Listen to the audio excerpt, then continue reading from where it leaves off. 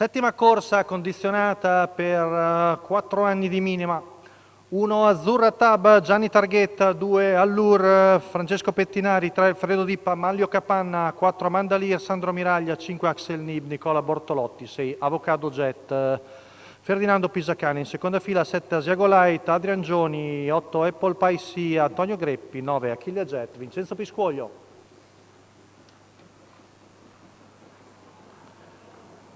Stacco della macchina, veloci, Amanda Lear e Axel Nib. Amanda Lear scavalca quelli di dentro, ora deve respingere l'attacco di Nicola Bortolotti con Axel Nib, mentre Avocado Jet staziona lì a centro gruppo in attesa di vedere cosa succede. Axel Nib va su Amanda Lear, vediamo dopo 200 metri violenti in 14,2, alla fine il figlio di Axel Blackjet passa al comando su Amanda Lear. Poi vediamo Azzurra Tab in terza posizione, Avocado Jet ora sposta all'esterno, vediamo se andrà a chiedere strada Nando Pisacane. Intanto 400 metri in 29,7, si forma una lunga fila indiana, l'unico di fuori è Avocado Jet che si porta sui primi in maniera graduale. Tanto siamo ormai al paletto dei 600 metri, si gira Nicola Bortolotti, vede arrivare Avocado Jet, intanto 46,3 per i primi 600 metri, passaggio davanti alle tribune, sempre in vantaggio Axel Nib su Amanda Lear, poi Azzurra Tab, Alfredo Dippa, sposta dalle ultime posizioni anche Achille Jet, intanto viene fuori in primo giro in 1,18, 15,5 la frazione qui davanti alle tribune, ora Nando Pisacane.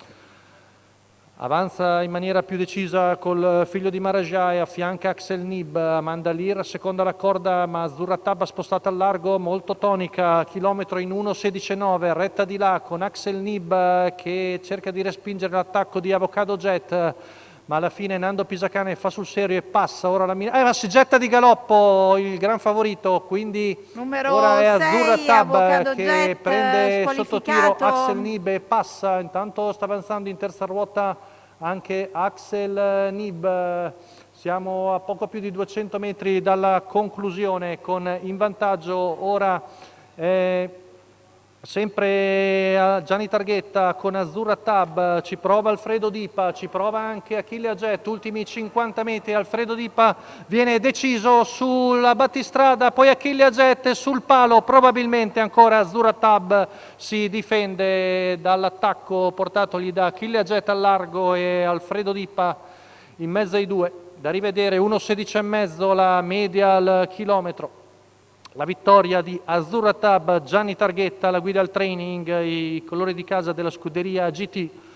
Rivediamo la figlia di Naglò e Moneta Tab difendersi dall'attacco simultaneo, quello più incisivo è stato quello di Achille Jet al largo, che coglie il secondo posto davanti a un comunque valido Alfredo Dippa. Quindi la vittoria di Azzurra Tab alla settima di Bologna.